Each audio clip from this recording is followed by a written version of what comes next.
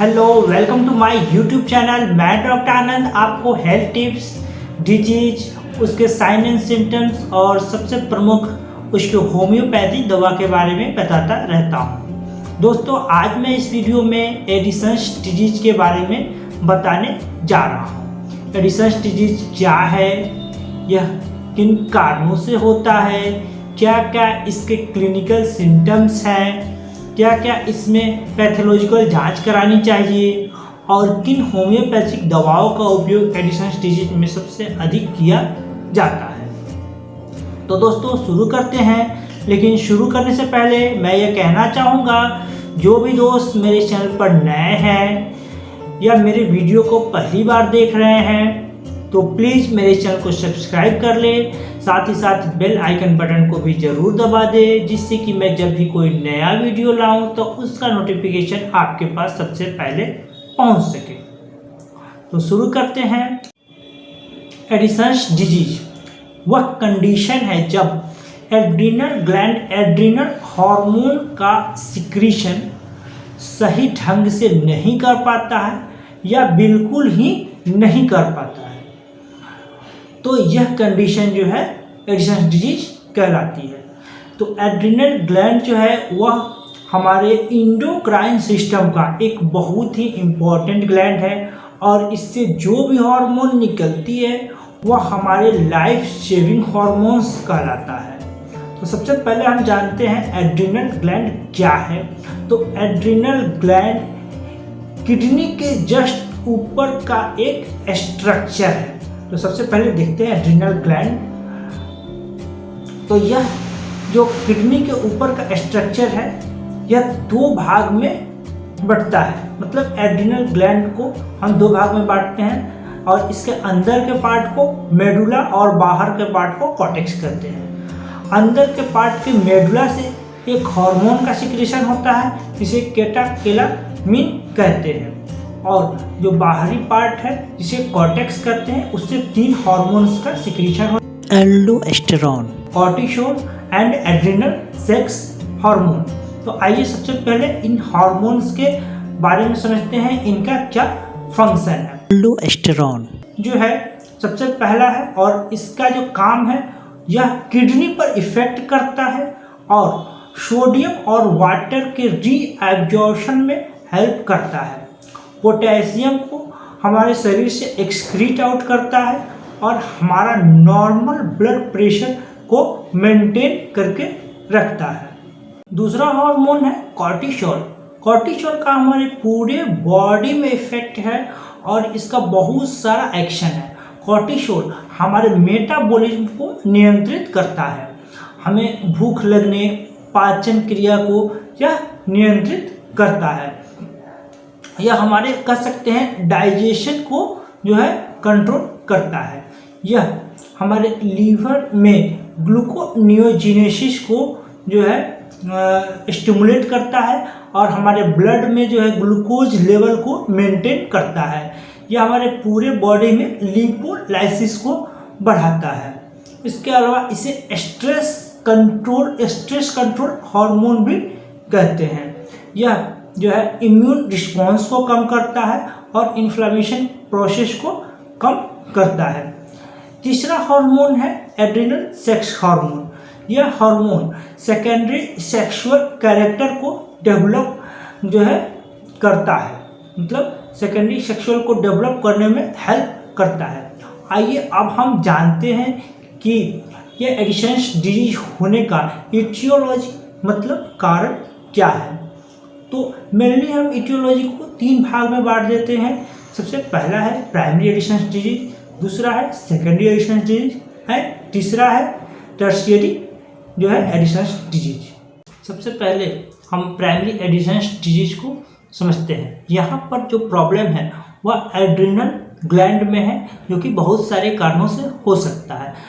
पहला तो atrophy of cortex, मतलब कॉर्टेक्स का एट्रोफी हो जाता है due to autoimmune disease. मतलब ऑटो इम्यून डिजीज के कारण जो है कॉर्टेक्स का एट्रोफी हो जाता है और एडिसन्स डिजीज कहलाता है। इसके बाद डिस्ट्रक्शन ऑफ ग्लैंड जो है, ग्लैंड का डिस्ट्रक्शन हो जाता है। किस कारण से? तो कुछ इन्फेक्शियस डिजीज है जैसे ट्यूबरकुलोसिस और फंगल इन्फेक्शन जो है हिस्टोप्लाज्मोसिस, उसके कारण भी जो है डिस्ट्रक्शन हो जाता है आपके कॉर्टेक्स का। उसके बाद है एड्रिनल इन्फाक्शन। उसके बाद है मेटास्टेसिस ऑफ मैलिग्नेंट टिश्यू, मतलब मैलिग्नेंट टिश्यू का जो है आना कहाँ से, मेटास्टेसिस होकर लंग्स या स्टोमक में अगर जो है कैंसरस टिश्यू है वहाँ से मेटास्टेसिस होकर आ जाता है कॉर्टेक्स में और इसको डैमेज कर देता है। उसके बाद आता है इंजुरी ऑफ स्टोमक, मतलब स्टोमक में किसी प्रकार का इंजुरी हो जाता है ब्लंट या शार्प इंस्ट्रूमेंट से, तो उस कारण भी वो एड्रिनल कॉर्टेक्स को डैमेज कर देता है। उसके बाद एड्रिनल जो है हेमरेज कॉजेज जो है damage of cortex, adrenal haemorrhage हो जाता है, उस कारण भी कॉर्टेक्स डैमेज हो जाता है। उसके बाद आते हैं सर्जिकल रिमूवल, मतलब सर्जिकल रिमूवल ऑफ जो है एड्रिनल, मतलब एड्रिनल का जो है रिमूवल कर देने के बाद भी जो हार्मोन सिक्रीशन नहीं होगा और ये सारी कंडीशन जो है जो प्राइमरी एडिशनल डिजीज कराएंगे। तो उसके दूसरा आते हैं सेकेंडरी एडिशनल डिजीज। यहाँ जो है एड्रिनल जो एंटीरियर पिट्यूटरी है वह एसीटीएच हार्मोन का सिक्रीशन नहीं कर पाता है और इस कारण जो है हमारा जो है एड्रिनल ग्लैंड जो है वह भी हार्मोन का सिक्रीशन नहीं कर पाता है और यह सेकेंडरी जो है एडिशनल डिजीज कहलाता है। उसके बाद जो है थर्ड में टर्शियरी एडिशनल डिजीज। यहाँ प्रॉब्लम हाइपोथैलेमस के साथ रहता है। यहाँ हाइपोथैलेमस जो है वह जो है कॉर्टिकोट्रोफिन रिलीजिंग हार्मोन का सिक्रीशन नहीं कर पाता है, फेल हो जाता है, जिस कारण जो है हमारा जो है एडिशनल डिजीज हो जाता है। तो ये तो हम जान गए कॉज। आइए अब हम समझते हैं इसके क्लिनिकल फीचर्स या फिर इसके साइन एंड सिम्टम्स क्या होंगे। तो सबसे पहला है एल्डोस्टेरोन का साइन एंड सिम्टम्स क्या होगा। एल्डोस्टेरोन अगर डिफिशियंसी हो जाती है तो क्या होगा, तो लो ब्लड प्रेशर, मतलब आपका ब्लड का प्रेशर कम हो जाएगा।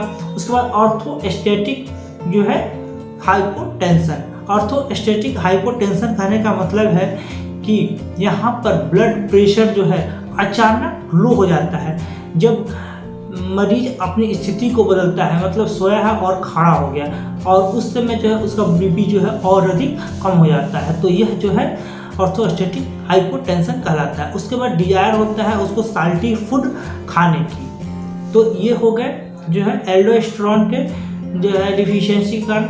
अब आते हैं कॉर्टिसोल की डिफिशियंसी के कारण। कॉर्टिसोल की डिफिशियंसी के कारण हमारे शरीर में बहुत सारा जो है बदलाव आ जाता है, काफ़ी अधिक थकावट महसूस होती है, जिसको फैटिक कहते हैं।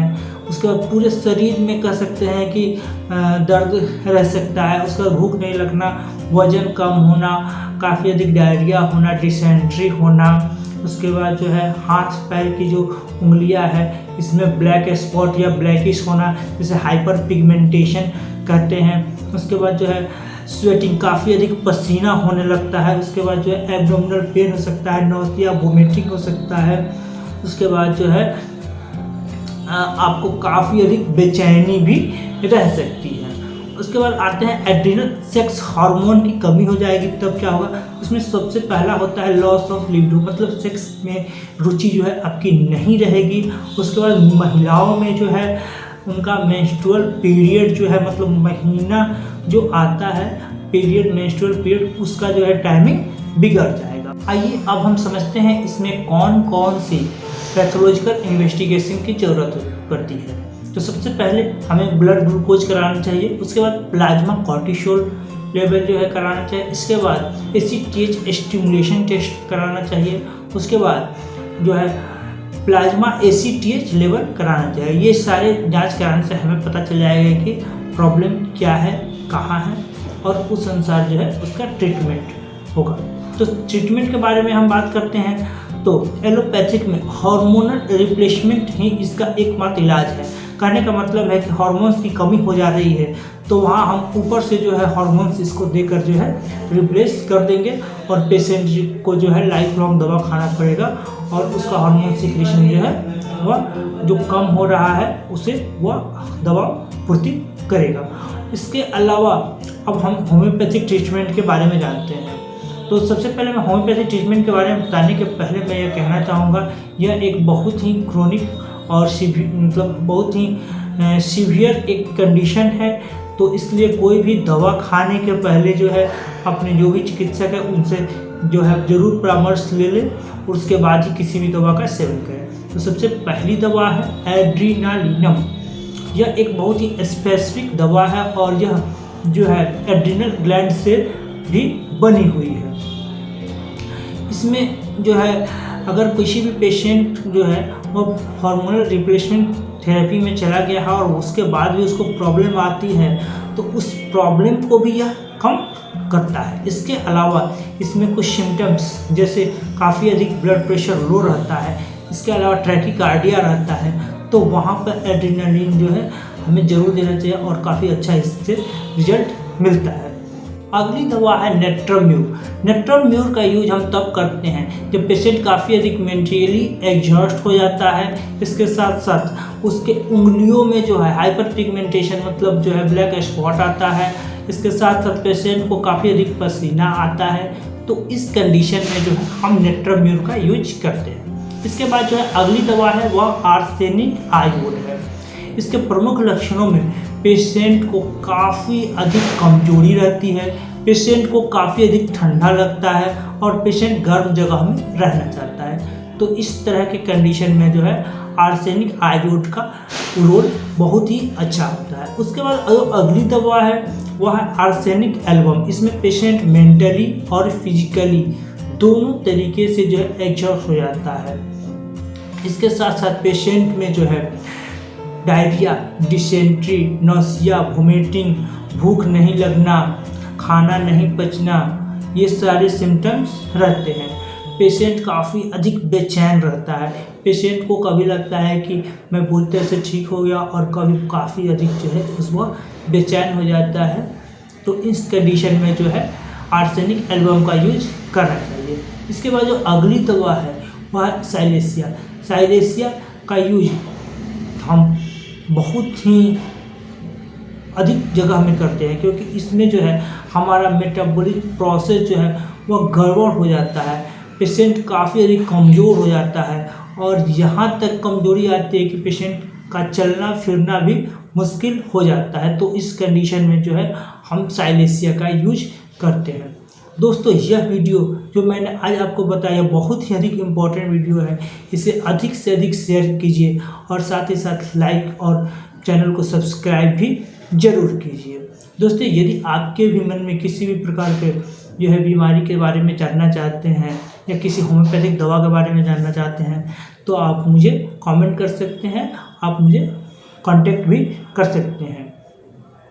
तो दोस्तों मिलते हैं नए वीडियो में नए टॉपिक के साथ, तब तक के लिए नमस्कार।